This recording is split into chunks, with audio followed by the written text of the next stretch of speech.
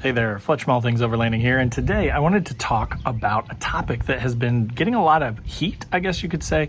A friend of mine, his channel's called Tyler208, I'll link to him in the description down below, made a video called The Overlanding Scam, and I've seen it posted across numerous overlanding pages, and it's a great video. Actually, I really like Tyler, and I actually like his take in it too.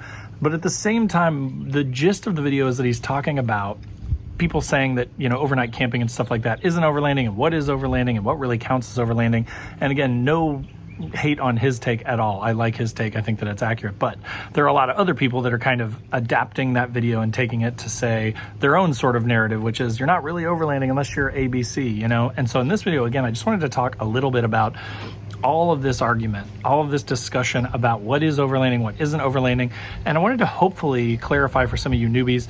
And again, this may be a little controversial. There are probably some folks that have been on, you know, international trips and things like that that have done, you know, real long-term true overlanding that may not like this take, but I'm going to give you my opinion on that today and kind of talk a little bit about why I think that this doesn't matter. And I'm not sure why we're all talking about this and arguing about this so much like it's a political campaign or something. So anyways, if you want to hear more about my take on, you know, what really is overlanding, what isn't overlanding, does it matter, why should we even be talking about it, or should we even be talking about it, stay tuned. Let you go.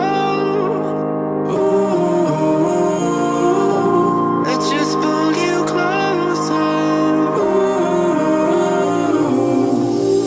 I can't understand where it came from, but you got it, my got it. It began in the land of the sandstorm. I fought it, though I wanted everything to do with what you gave to me. Loosening my grip. All right, guys, so as I mentioned in the intro today, I'm talking about this whole idea of the term overlanding and car camping and just all the arguments that you constantly see online. And while I don't think this video is necessarily going to do anything to change anyone's mind, right? It's almost like, at this point, the overlanding argument is almost like a political argument where no matter what you say to the other person, they've already made up their mind. They've already got their biases, right? They're just not going to listen. It's not a rational debate. We're not really talking about facts here, because the word overlanding has multiple meanings, and you know, some people define it one way and others define it another way. And so me trying to say mine is right and yours is wrong is like trying to argue, you know, religion or politics or something like that, where you're just never going to have an outcome where everyone goes, yeah, based on the facts, that's right, because it's all emotional, opinion-based stuff. So let's start out with the video that I mentioned at the beginning, which is Tyler's video called The Overlanding Scam. Again, I will link in the description down below to it because I really liked the video. I enjoyed the video. I liked his sort of humor and the funniness that he put into the video. And I really think that, you know, overall, it's kind of funny that in a lot of ways he's right that, you know, there are a lot of companies that take advantage of the term overlanding, and they kind of will apply the word overlanding or off-roading or 4x4 or, you know, anything that's sort of a hot button jargony topic for overlanding to a product of theirs, maybe one that already existed, and they'll charge more money for it, right? The market is there. People are searching for the term overlanding, and they find these products and they go, ooh, that's an overlanding shovel, not just a regular shovel. That's why it's $200 instead of $40 at my local hardware store. And there is a lot of that. There are a lot of companies that take advantage of that. There are a lot of brands that take advantage of that. There are a lot of YouTube channels that take advantage of that. My channel's called All Things Overlanding, right? And I talk a lot about gear. I talk a lot about do-it-yourself stuff. But in a lot of people's eyes, they probably think this guy lives in Indiana, right? He doesn't even really overland based on their definition, which is extremely, you know, specific and includes certain factors like crossing borders or international travel or some minimum period of time for it to be an overlanding trip. So, you know, there is a lot of hate out there. There is a lot of argument. There are a lot of people taking advantage of the term. So let me kind of start here by defining what I view overlanding as. And again, not trying to change anyone's mind, just saying exactly where I'm coming from here. I think that the people that argue about what is real overlanding, what isn't real overlanding, are being a little bit short-sighted and actually trying to just eliminate people or make themselves feel superior, maybe. That seems to be what a lot of it is. But it's not motivated from the intention of trying to help people that are interested in learning about overlanding or potentially trying overlanding to get into it. It's meant to exclude people, right? It's kind of one of those old tropes that you hear about a lot where people are like, you're not a real car person unless you have ABC, right? Unless you have a suspension. But then again, car people it's the same argument all the time. Car people, religion, politics, overlanding, right? If you're not lowered with a meaty tire setup and looking to track your car, you're not a real car person. And you've got the static lowered people that are scraping their bumpers on the thing, trying to get into the thing. And they're like, well, you're not a real car person because your car is not low enough, And then you've got the squatted truck people that argue with the raised 4x4 people. You've got the skinny tire people versus the fat, 33 or 35 inch tire people, pizza cutters versus fat tires, there's all these things where everyone feels like they're right and the other people are wrong. And my take on it, to kind of come back to my opinion of overlanding and all this stuff here, is that I want overlanding to be considered as a thing that is open for people. I want it to be, that's kind of why I called my channel All Things Overlanding, because I want to talk about everything. I want to talk about gear, I want to talk about trips, I want to talk about vehicles, I want to do DIY mods. I'm not a rich person by any means, so I'm not out here spending tens of thousands of dollars on gear and stuff. I want to be able to build my own roof rack out of Unistrut, right? I want to be able to enjoy the hobby without necessarily bankrupting myself or giving tons of money to these companies that want to take advantage of us and charge a ton of money because the word overlanding is in the name of their product, right? So that's why I made the channel All Things Overlanding, because I really feel like, when I started looking into this thing and sort of stumbled across overlanding maybe 6, 7, 8 years ago, it was such a new thing and there were only a few people doing it. And I was like, this is so cool, but all these people are completely out of my reach, right? All these people do go internationally. They truck their vehicles overseas and go to Africa and spend, a month in Africa going through beautiful places, right? But for the vast majority of us in America, I'm in America, right? I'm in the Midwest. And a lot of my audience is in America. We don't have those kind of options. You may, if you're in the sort of Southwest, you may be able to go down into Mexico. If you are in the northern part of the United States, you could go up into Canada. But that's about as close as it gets to crossing a border for us without, spending tons and tons of money to truck your vehicle somewhere else or go and rent a vehicle somewhere else. So again, I want it to be as inclusive as possible. That's kind of my definition as overlanding, is vehicle reliant travel where the journey is more the goal than the destination, right? That's literally all that I think it is. In my opinion, that's the most wide open one. I think that if you go on a 4-day trip, if you leave on a Thursday and you go through your whole weekend, maybe you take a couple days off work, that's pretty doable for most of us probably. Maybe not 5 times a year, but maybe once or twice a year you can do that thing. If you take a 4-day trip, I did this 5 years ago when I'd first gotten my first overlanding vehicle. I'd gotten in my 05 Xterra. I went to West Virginia. We left on a Thursday. We drove 10 hours out there. I mean, that's the other thing about America, is to get to most places, especially if you're in the Midwest and not out west where the beautiful stuff is, you're driving 5 to 20 hours to get to anything decent. Like, that's just the fact of the matter. So like, you almost have to take 2 weeks to really do a real long-term overlanding trip just because it takes so long to get there.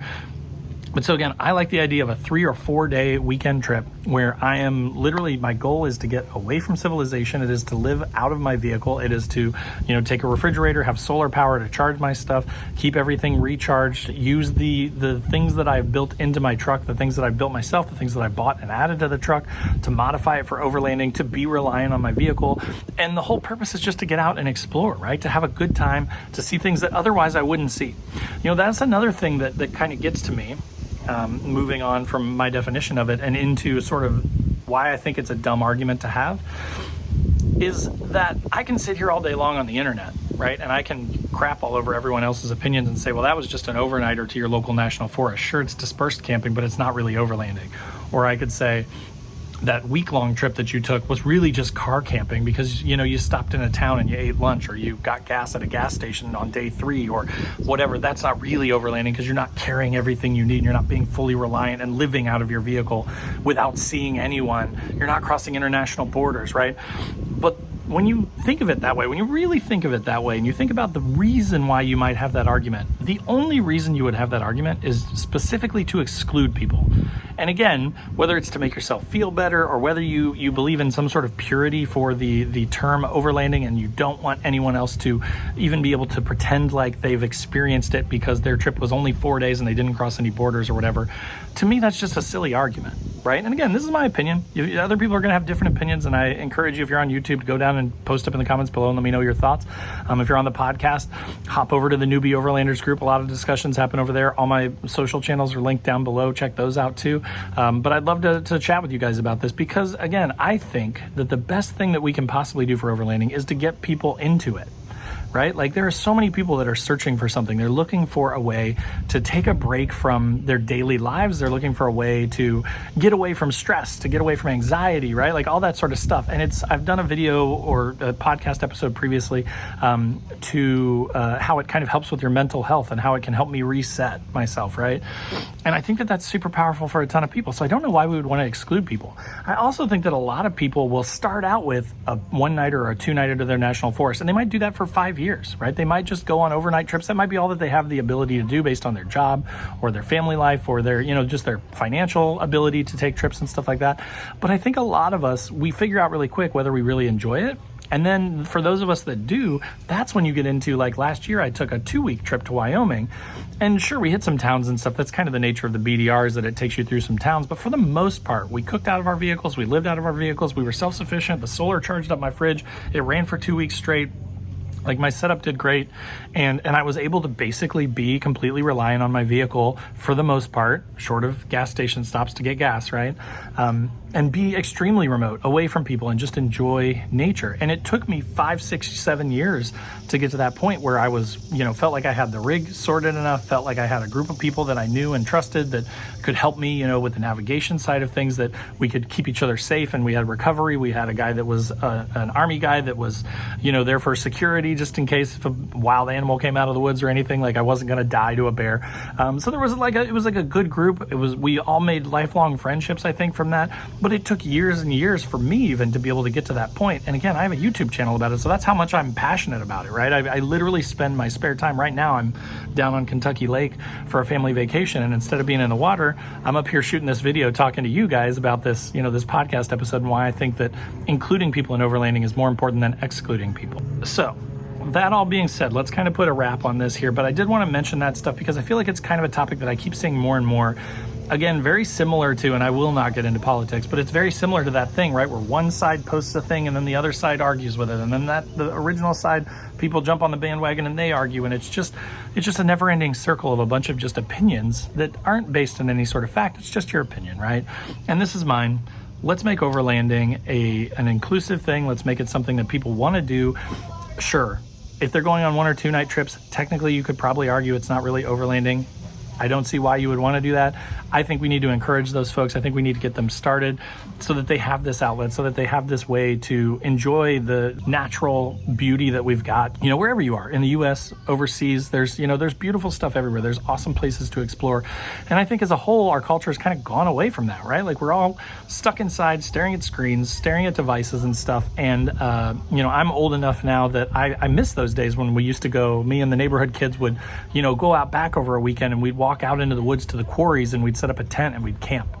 And we would get away. We didn't have devices, but we had TVs and stuff, right? But you'd get away and you'd just sit around with your friends and you'd light fireworks and you'd, tell funny jokes and eat, what we thought was good food, which was usually like ramen cooked in a dollar store pot, But like, that's just, it's so missing nowadays. And I love seeing the look on my kids' faces when I take them out. I love seeing new folks posting in Newbie Overlanders and talking about their first trip that they took, or, when they ask, what do I need? I have a Gladiator, but how should I build it and what else should I put? And like, the majority of the answers that I see in there are like, take what you got, make sure you've got food, water, shelter, right? Be safe, but just take what you've got and get out there and see what you need. You'll learn it really quick if you just start and go, right? So again, that was kind of my take on this sort of topic. I'm super curious to hear what you guys have to think. So post up in the comments on YouTube, post up on Newbie Overlanders and that sort of thing. Feel free to link to the video, share it out, and drop your comments wherever. Tag all things overlanding. I'm happy to jump in the conversation with you. But I hope that this was interesting for you. I hope it was helpful.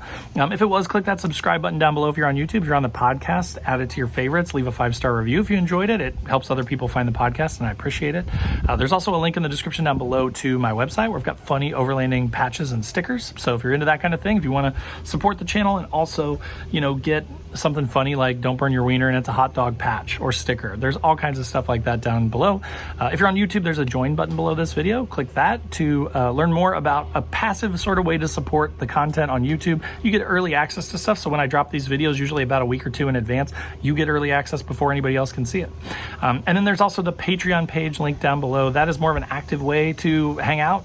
We've got a 24/7 Discord. We do a once a month Zoom call, and we're doing a couple trips. We're actually getting ready to do our first one here in August of 2024.